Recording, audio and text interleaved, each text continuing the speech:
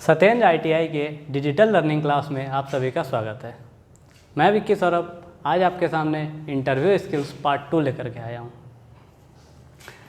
जैसा कि हमने पिछले पार्ट में जाना था कि इंटरव्यू क्या है, इंटरव्यू के नियम क्या हैं। किसी नौकरी या उस स्थान के लिए आवेदक की मौखिक परीक्षा ही इंटरव्यू है।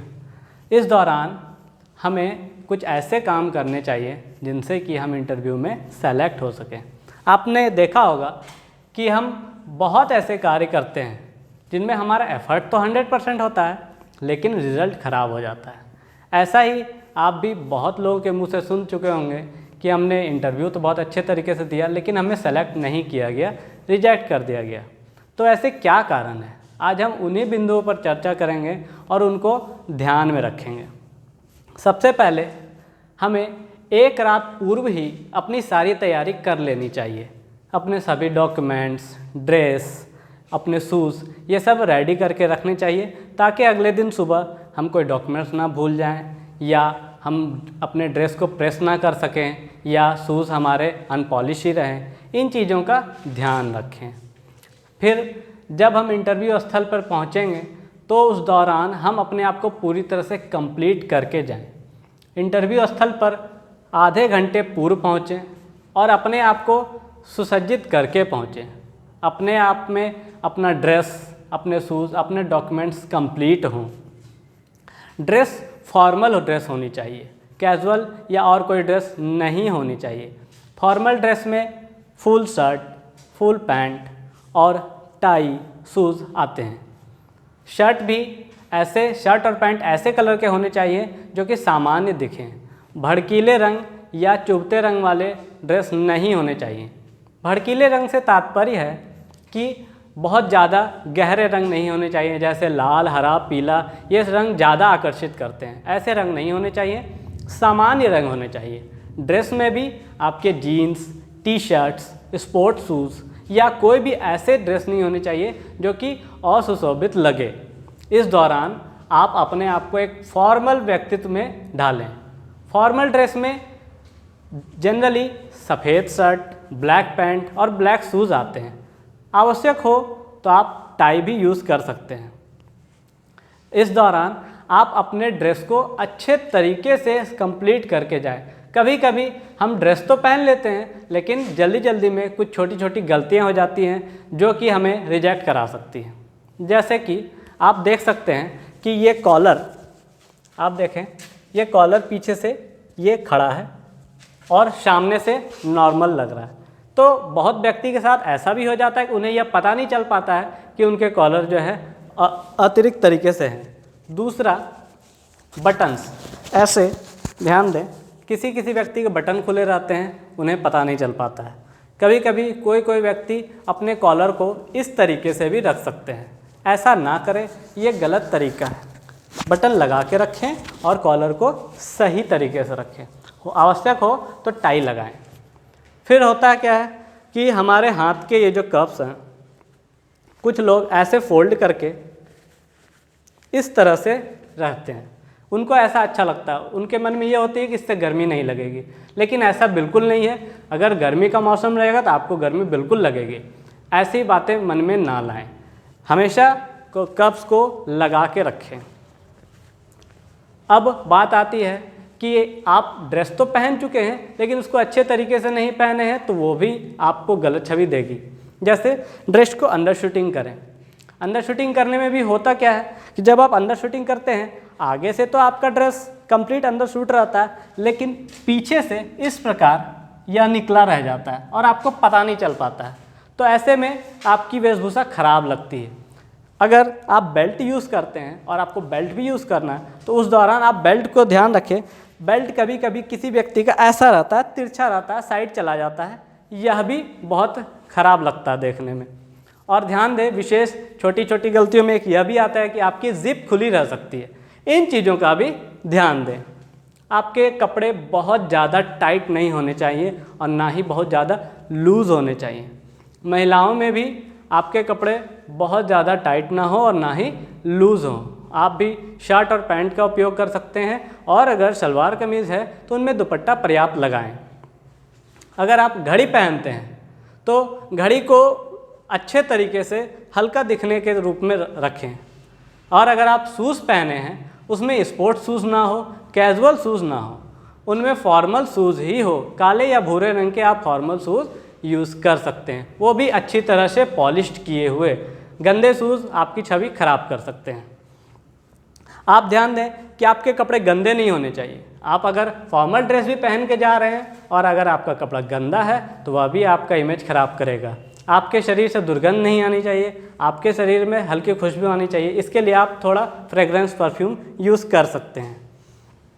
ध्यान दें कि हड़बड़ाएं नहीं, टेंशन नहीं लें। इंटरव्यू के नाम से ही बहुत व्यक्ति घबरा जाते हैं, ऐसे में उनकी सारी तैयारी बेकार हो सकती है। अब बात करते हैं कि आप इंटरव्यू स्थल पर भी पहुंच गए और आपका ड्रेस भी सही अच्छा तरीके से है। अब इंटरव्यू कक्ष में आपको प्रवेश करना है। उस दौरान आप इंटरव्यू गेट में हल्की दस्तक देके या थोड़ा अंदर झांक के अंदर आने की परमिशन लें। बिना परमिशन के अंदर कभी ना जाएं, यह आपकी गलत छवि को आगे लेके आता है। जब आप परमिशन लेंगे और अंदर आने की आपको अनुमति मिलेगी, उस दौरान सबके सामने पहुंचने के बाद सबसे पहले वहां उपस्थित सभी लोगों का अभिवादन करें। उन्हें गुड मॉर्निंग कहें या नमस्कार कहें या जो भी आपके मन में अच्छा शब्द आए उन्हें अभिवादन स्वरूप कहें। उसके बाद अगर वो आपको बैठने की अनुमति देते हैं या बैठने के लिए कहते हैं तो बैठें, बिना अनुमति के ना बैठें। अगर वो आपको बैठने के लिए ना पूछ रहे हैं तो आप उनसे परमिशन ले सकते हैं और परमिशन लेके ही बैठें। ऐसा करने के बाद फिर आपको अपना परिचय देना होता है। आप अपना इंट्रोडक्शन दें। उस इंट्रोडक्शन में बहुत लंबी बातें ना हो। आप अपना नाम, अपना क्वालिफ़िकेशन, अपना करंट स्टेटस बताएं। उस दौरान अगर आप अपने घर, गांव, समाज की पूरी बातें करेंगे तो इंटरव्यूअर बोर हो सकते हैं।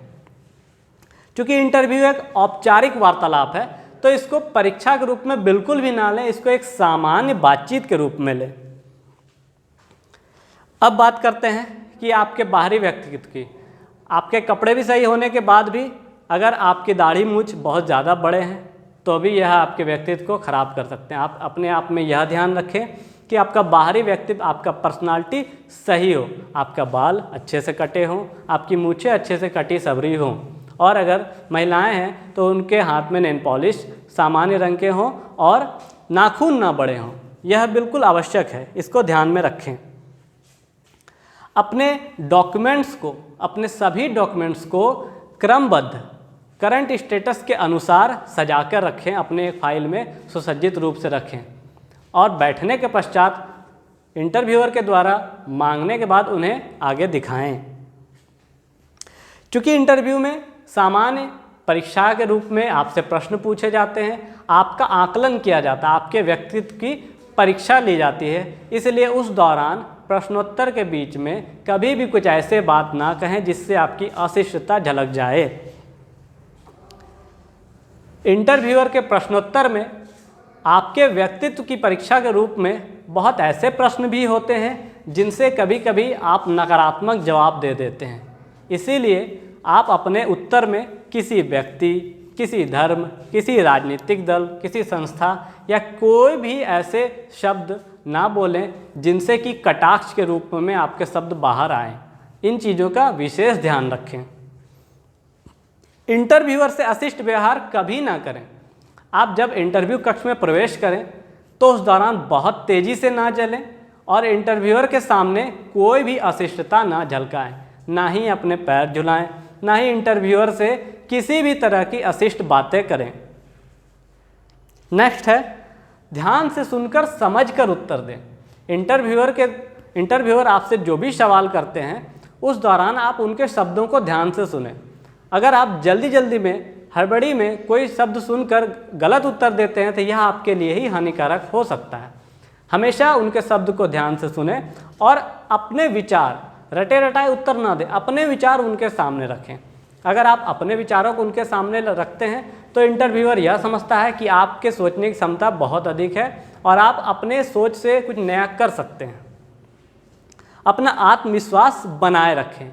आत्मविश्वास के साथ उत्तर देना बहुत ही महत्वपूर्ण है। कभी कभी आप कुछ गलत उत्तर भी दे देते हैं, परंतु आपका आत्मविश्वास अगर आपके साथ है तो वह उत्तर भी आपको उनके सामने सही ही प्रश्न कर सकता है। अब ध्यान रखें कि संकोच में उत्तर ना दें और क्रमबद्धता का ध्यान रखें।